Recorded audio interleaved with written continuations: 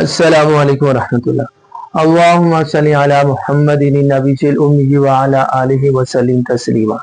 Dear students, उम्मीद है आप सब खैरियत से होंगे। कामयाबियों की परवाज़ को यकीनी बनाते हुए मैं हूँ आज आपके साथ सर हाफिज शहबाज। तो रूटीन के मुताबिक बेटा जी एक नई वीडियो लेकर आया।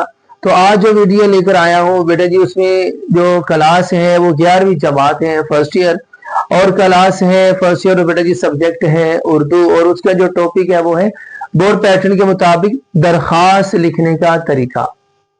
तो बेटा जी आज हम इस वीडियो के अंदर जो मैं आपको बताऊंगा, एक तो ये बताना होगा आपको कि दरखास्त सवाल नंबर कौन सा, और उसके अंदर हमने फिर ये लिखना क्या क्या, कौन कौन सी चीजें दरखास्त से लिखते वक्त ऐड करनी है, कौन सी ऐड नहीं करनी, और नंबर 3 पे इसके नंबर कितने हैं, और नंबर 4 पे कितने टाइम के अंदर हमने इसको लिखना है, और नंबर 5 कौन सी चीजें इसमें ऐड करनी है और कौन सी नहीं करनी। तो बेटा जी लेट्स सी वीडियो स्टार्ट करते हैं, गौर से देखिएगा। बिस्मिल्लाहिर्रहमानिर्रहीम।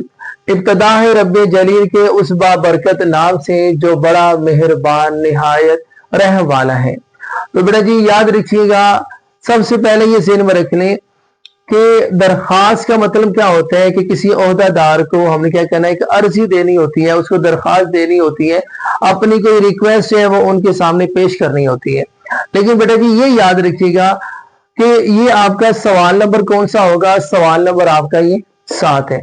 इस 7वें नंबर पे आपका सवाल होगा, सवाल नंबर 7 होगा। लेकिन ये याद रखिएगा कि बोर्ड पैटर्न के एतबार से या तो दरखास्त और इसके मुकाबले में होती है रसीद, या रसीद करेंगे या दरखास्त। अच्छा, ऐसा नहीं है कि क्वेश्चन पेपर के अंदर आपको ये दोनों चीजें आ जाए, रसीद भी आ जाए दरखास्त भी आ जाए और आपने कोई एक चीज करनी, बेटा ऐसा नहीं, ऐसा नहीं। हाँ, तैयारी की हद तक दोनों चीजें करेंगे आप, रसीद भी करेंगे और दरखास्त भी करेंगे।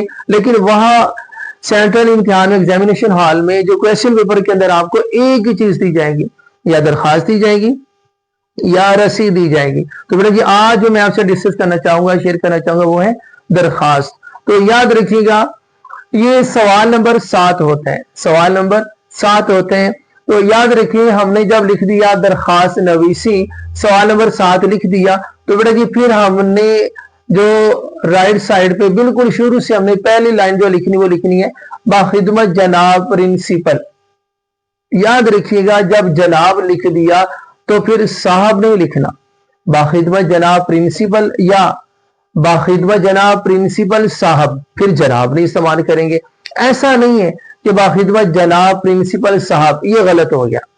आगे कोमा आएगा, आगे है गवर्नमेंट कॉलेज, आगे है गवर्नमेंट कॉलेज।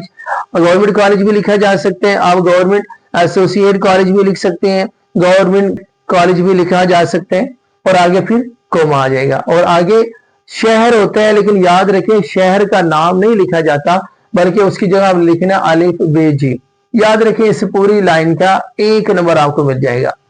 बाखिदमत जनाब principal comma government college comma अलिफ बे जीम, इसका 1 नंबर हो गया। आगे बेटा जी उन्वान, बिल्कुल शुरू में बाखिदमत जनाब के बिल्कुल नीचे शुरू में हम लिखेंगे उन्वान।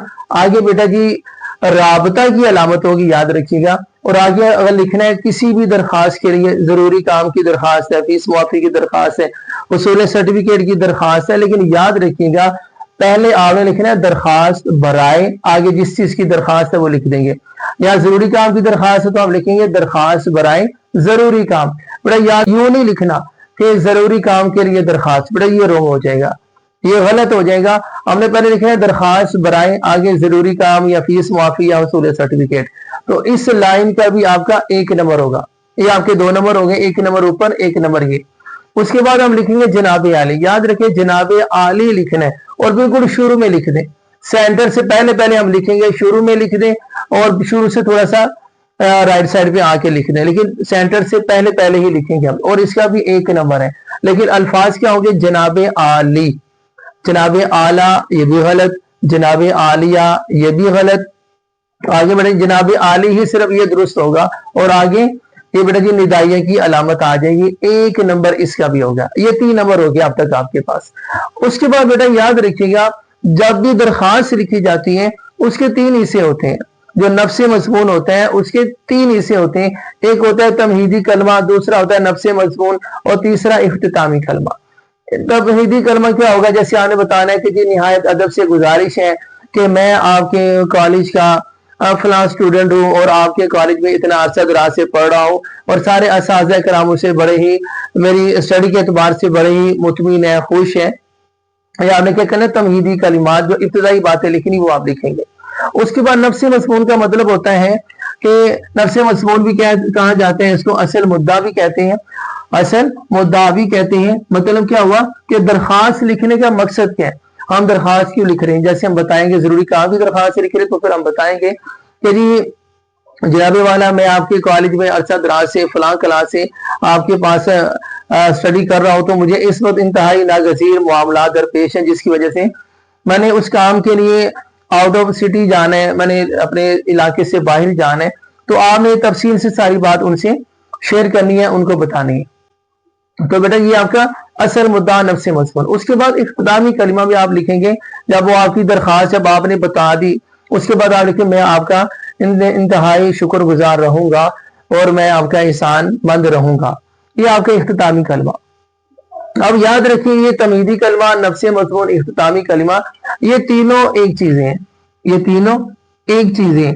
इसके 5 नंबर है, इसके 5 नंबर होते हैं। बेटा जी 3 नंबर ऊपर थे बाखिदमत जनाब प्रिंसिपल, उस लाइन के 1 नंबर, उन्वान का 1 नंबर, जनाबी आली 1 नंबर, 3 ये हो गए।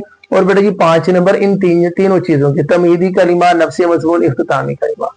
फिर बेटा जी हम वाइंड अप करने की तरफ बढ़ेंगे। आपकी ऐन नवाजिश होगी, ये हम लिखेंगे लेफ्ट साइड की तरफ, लिखेंगे सेंटर से लेफ्ट साइड की तरफ लिखेंगे, आपकी ऐन नवाजिश होगी। और बेटा जी फिर लेफ्ट साइड की तरफ हमने लिखना है दरखास्त गुजार। याद रखें, या तो हम लिखेंगे दरखास्त गुजार या हम लिखेंगे अल आरिस। अगर अल आरिस लिख दिया तो फिर दरखास्त गुजार की जरूरत नहीं, अगर दरखास्त गुजार लिख दिया तो फिर अल आरिस की जरूरत नहीं। दरखास्त गुजार का मतलब क्या होता है, दरखास्त देने वाला। और आगे हम लिखेंगे आपका ताबे फरमान। याद रखिए ताबेदार लफ्ज गलत है, ताबेदार नहीं लिखना, ताबेदार लफ्ज गलत है। आप लिख सकते हैं ताबे फरमान या आप लिख लें आपका फर्मा बरदार। और आगे अगर लाम मीम नून, तो बेटा जी ये आपका ताबे फरमान लाम मीम नून, इसके 1 नंबर इसका हुआ, 8 नंबर ऊपर हो गए थे, 1 नंबर इधर।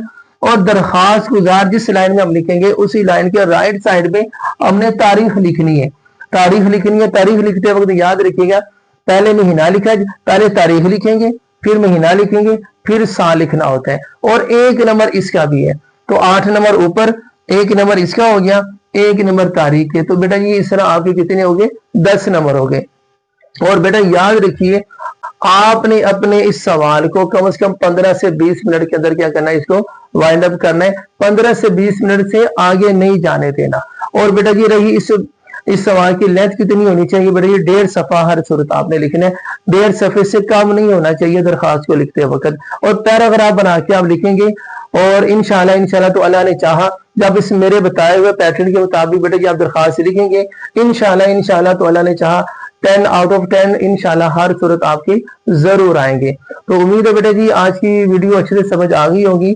तो अगली वीडियो तक के लिए अपना ख्याल रखिएगा। अल्लाह हाफिज, अस्सलाम वालेकुम व रहमतुल्लाह।